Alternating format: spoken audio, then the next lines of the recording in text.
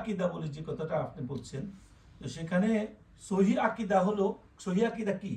সহি আকিদা হলো আল্লাহ, সহি আকিদার নামে ওরা এই তো একটা সহি আকিদাটা সংগঠন। কি? তারা তো সহি আকিদার নামে আপনি যে কোনো নাম দিতে পারেন, যে কেউ যে কোনো দিতে পারে।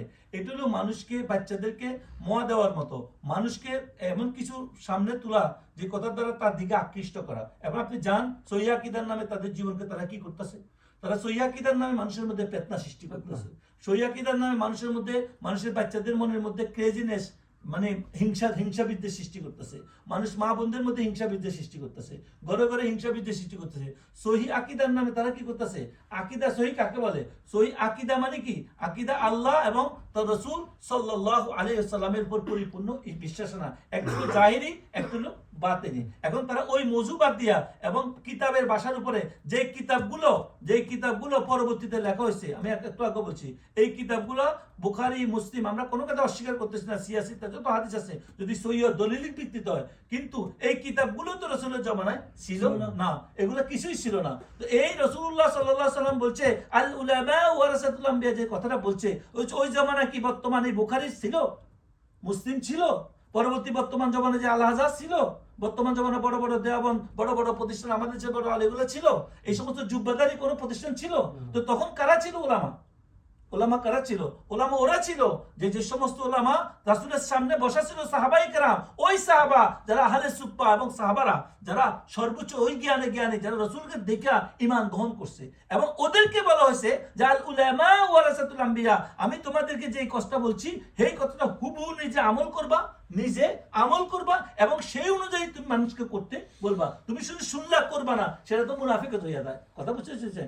এখন সহি কোনটা? যে গলত কথা, যে ব্যক্তি সহিভাবে আল্লাহকে জানলো এবং আল্লাহকে জাহের বাতেনে সব দিক দিয়ে জানলো, এবং রাসূলুল্লাহ সাল্লাল্লাহু আলাইহি ওয়াসাল্লাম জানলো, জাহের বাতেনে জানলো, এবং সে সেটা সম্পর্কে জাহিরি বা বসে এলেম পাইলো, বাতিনি বা বসে সেটা সম্পর্কে জানলো।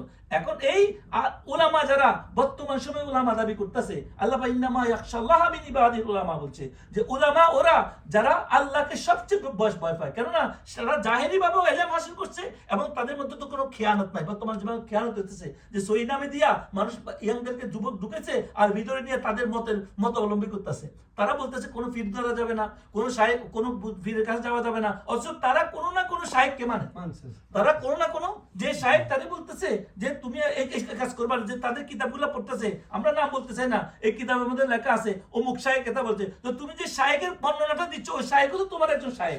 শায়েখ মানে ফি কাউকে ফলো করা।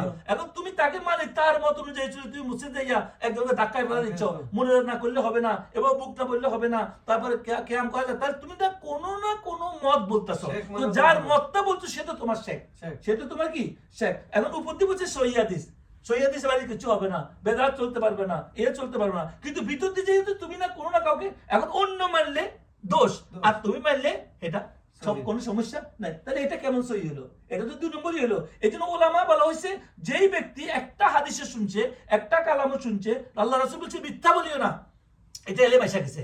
এই এলেমকে যে ব্যক্তি আমল করলো, মিথ্যায় পরিণত করলো না এবং সে কোনো রকমের মৃত্যু করলো না জীবনে, তাহলে এ হলো আলেম।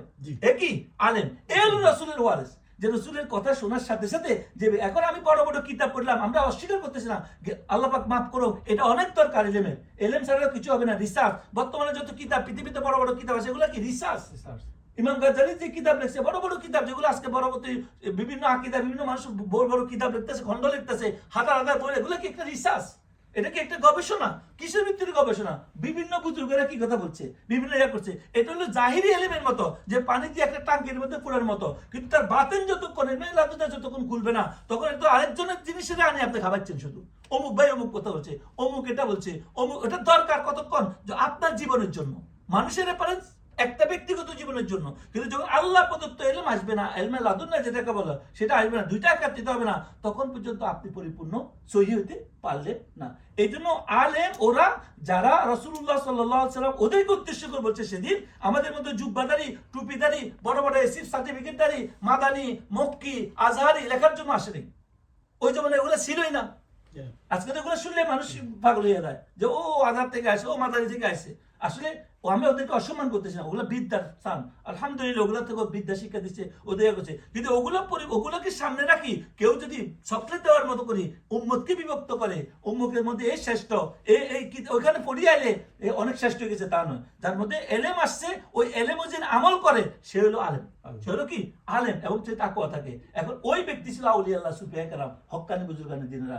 এই জন্য সহিহ হাদিসের নামে আজকে যেগুলো হচ্ছে সমাজের মধ্যে, আমরাও আহলে হাদিস, আমরা কি হাদিস মানে যারা তারাই আহলে হাদিস, আহলে কোরআন যারা কোরআন মানে তারাই আহলে হাদিস। এই জন্য কখনো আমাদের যারা অনুসারী, আমরা যারা আলিয়া আমাদের নিষেধ করছে কাউকে আহলে হাদিস নামে গালি দিবা না, কারণ আহলে হাদিস বলতে হাদিসকে যারা মানে, হাদিসকে যারা বুঝে, হাদিসে যেগুলো অ্যাঙ্কার করছে মানা করছে সেগুলাকে তোমরা মানবা না, যেগুলো করতে বলছে এগুলাতে আমরা এতক্ষণ কি আলোচনা হাদিস নিয়ে তো আলোচনা করছি, বুঝছেন। কিন্তু যারা লামাযাবি এদের বিষয় আলাদা কথা, কারণ তারা তো বুজুর্গাদের বিশ্লেষণকে তারা অস্বীকার করতেছে। এই জন্য আপনার কথা বলতে গেলে আমাদেরকে অনেক সাবধানে বলতে হবে। আজকে যুব সমাজকে বিভিন্নভাবে যারা হিংসাত্মক মনোভাবে নিয়ে যাচ্ছে, বিভিন্ন কথা বলা, এগুলা তাদের আমানতের খেয়ানতি। যারা যেগুলা পড়তেছে জাহিরি ভাবে পড়তেছে সেটাকেও সঠিকভাবে বুঝাচ্ছে না। তাদের মূল উদ্দেশ্য হলো তাদের গ্রুপ বাড়ি করা, তাদের দল বাড়ি করা, তারা সমাজের মধ্যে তাদের কর্তৃত্ব বাড়া করা। ইসলাম বলা হয়েছে দল গ্রুপ যাই কিছু করে না কেন যদি আল্লাহর জন্য না হয়, রসুলের জন্য, ইসলামের জন্য না হয়, তো সেটা কি বাতিল, সেটা কি ধ্বংসপ্রাপ্ত। এখন আমরা যদি কোনো পীরের পক্ষ নেই, কোনো ওলির পক্ষ নেই, যদি আমরা আমাদের পীরকে শো করতে চাই সেটা আল্লাহর জন্য নয়, তাহলে এটাও বাতিল। এটা কি? আর যদি পীর বলেন, হক্কানি বলেন, যত কিছু বলেন, আমার মিয়া হুজুর সুন্দর কথা বলছে, কইছে হাদি বদল হবে, হেদায়েত কখনো বদল হবে না। হাদি বদল হবে, হেদায়েত কখনো। নদীতে একটা রাসূলুল্লাহ সাল্লাল্লাহু আলাইহি ওয়াসাল্লামের নদী থেকে সব পায়ে আসতেছে পানি আসতেছে, এখন বিভিন্ন গাছ থেকে পানি নিচ্ছে। এখন যুগে যুগে যত নবী আসছে তাদের যে নবীরা তো চলে গেছে, কিন্তু নবীজি যে কথাগুলো সেগুলো তো আল্লাহ রাসূলের মাধ্যমে পরবর্তীতে সমাজে আছে। এখন আল্লাহ রাসূলের যে কথাগুলো সেগুলো মানুষ প্রচার করতেছে হাদি হিসাবে, কিন্তু হেদায়েত যেটা সেটা একমাত্র আল্লাহর পক্ষ থেকে আসছে, সেটার কখনো পরিবর্তন নাই। এই জন্য আমরা মানুষ পরিবর্তন হতে পারবো, আমার কাজ পরিবর্তন হবে, কিন্তু মূল টার্গেট হইব গ্রুপ বাড়ি করবো আমরা শরীয়তে মুহাম্মদ সাল্লাল্লাহু আলাইহি ওয়াসাল্লামকে, গ্রুপ বাড়ি করবো আল্লাহ রাসূলের দ্বীনকে, যে আল্লাহ পক্ষ থেকে যে দ্বীন আমাদের সামনে রাখি দিয়ে গেছেন। এটাকে আমরা আহলে বাইতের মহব্বত, রসুলের মহব্বত, আউলিয়া আল্লাহদের মহব্বত, সাহাবাদের মহব্বত, দ্বীনের মহব্বত, সেটা কিভাবে বাড়ে, ইখতিলাফ থেকে কেমনে বাঁচতে পারে, সেই বিষয়ে আমাদেরকে ঐক্যবদ্ধ হইতে হবে এবং আমাদের ভিতর বাহিরকে পরিশুদ্ধ করতে হবে। আমাদের মধ্যে যে কোনো একটা হাদিস আসছে, হাদিস কেন এটা বর্ণনা হয়েছে, হাদিসের শানে নজুল কি, কোন পরিপ্রেক্ষিতে হাদিসটা আসছে, কেন বলা হয়েছে, এই জিনিসগুলো আমাদেরকে যদি না বুঝি, সমানে যদি বলা হয় আজকে কবর বড় করলে বলা হয় রাসূলুল্লাহ সাল্লাল্লাহু আলাইহি ওয়াসাল্লাম বলছে কবরগুলো ভাঙ্গি পালাও। হযরত আলী রাদিয়াল্লাহু তাআলা আনহুকে যখন কবরের কথা বলেছে, এটা অপ্রাসঙ্গিক কথাতে আসছে, যে বলেছে যখন মদিনাতে গেল, মদিনাতে যখন যাওয়ার পরে বলছে যাও হে আলী আর সাহাবীদেরকে নিয়ে যাও উঁচু উঁচু কবরগুলো সব ভাঙ্গা পালাও। আজকে এটাকে আনা হইতেছে, আমরা ওলিয়াদের মাজারে কেন করি এই সমস্ত বিষয়ের উপরে, তো এটা অনেক লম্বা আলোচনা, কিন্তু মজবুর, কিন্তু সেই সময় পরিপ্রেক্ষিতটা দেখতে হবে। যখন রাসূলুল্লাহ সাল্লাল্লাহু আলাইহি ওয়াসাল্লাম মদিনা শরীফে হিজরত করলেন, সাহাবারা হিজরত করতেন, তখন কয়টা সাহাবী দুনিয়া থেকে মারা গেছে, ইন্তেকাল করছেন? কয়টা সাহাবী? এক গণসংখ্যা কত জানে? তখন ছিল মুশরিকদের কবর, তারা ছবি আকারে মূর্তি আকারে ছিল, তখন ছিল তারা অন্যান্য কবর তাদের মতো করে করছে। এই জন্য রাসূল বলছে এদেরগুলো ভাঙি ভালো, যেখানে স্বয়ং রাসূলে খোদা একটা সাধারণ বিবেক সম্পূর্ণ মানুষ বিচার করা উচিত, যে এই সমস্ত ওলামারা যে সমস্ত ফালতু কথা বলি হাদিসের অপব্যাখ্যা দিয়া, যেখানে কাফেরদের জন্য যে হাদিসগুলো সাব্যস্ত সেগুলো আজকে মুসলমানদের বেলায় চালিয়ে দিচ্ছে তারা। যে একটা সাধারণ মানুষ প্রশ্ন করা উচিত, আজকে যারা আমাদের শুনতেছেন, যে রাসূলুল্লাহ সাল্লাল্লাহু আলাইহি ওয়াসাল্লাম স্বয়ং নিজে থাকি সাহাবাদেরকে যেখানে জানাজা পড়েছেন না, নিজে কবরস্থ করছেন, সেই কবর ভাঙতে কখন রাসূল বলতে পারে কখনো? রাসূল তো প্রথম জীবন তোমরা কবর জিয়ারত করিও না, প্রথম হচ্ছে তোমরা কবর জিয়ারতে যাইও না, পরে যখন মুসলমানরা দুনিয়া থেকে পর্দা ইন্টারনেট শুরু করছে, এখন কখন তোমরা যাও কবর জিয়ারত করো। কেন বলছে? প্রথম জীবনে মুশরিকদের কবর ছিল, কবরগুলো সব ভরপুর ছিল সেখানে, এই জন্য বলছে কবরে যাইও না। এখন এই হাদিস কে আনি যদি কোনো আল্লাহর ওলির মাজারের লগে লাগাই দেওয়া হয়, এই হাদিস কে আনি কোনো উত্তম পুরুষের লগে লাগাই দেওয়া হয়, এটা অনেক দুঃখজনক, এটা কি অনেক বিভ্রান্ত করতেছে সমাজকে। আজকে আমাদের মা বাপের কবর থেকে, ওলিদের কবর থেকে, বিভিন্ন ইয়া থেকে আজকে অনেক জ্ঞান পাপী যারা আল্লাহ পাক তাদেরকে হেদায়েত দান করুক, এরা একতলাপ তৈরি করতেছে। এই জন্য আমি যেটা বলতেছিলাম, হাদিসের মর্ম কোথায় থেকে, হাদিস কেন আসছে, হাদিসের বিষয় কি, ওলামায়ে কেরাম, এটা আমাদের কথা নয়, আমরা যে কথাগুলো আলোচনা করি সব ওলামায়ে কেরামের কথা, যে ওলামায়ে কেরাম এটা নিয়ে যে তাহকিক করছে, এটা নিয়ে আলোচনা করছে, এটা নিয়ে অনেক কিতাব লিখছে। আমাদের যুব সমাজের উদ্দেশ্যে আমাদের একটা কথাই থাকবে, যে তুমি যাকে মানো, কিন্তু তুমি তোমার যে পক্ষকে তুমি নিচ্ছ, ওই পক্ষের বিপক্ষে যে সমস্ত ওলামায়ে কেরাম আছে তাদের কথাগুলো তুমি সামনে নাও। তোমার সামনে আজকে ইউটিউব আছে, ফেসবুক আছে, গুগল আছে, সবকিছু আছে, তুমি ওই পক্ষের কিতাবগুলো নাও। যদি না এটা না পাও, তুমি সংগ্রহ করো।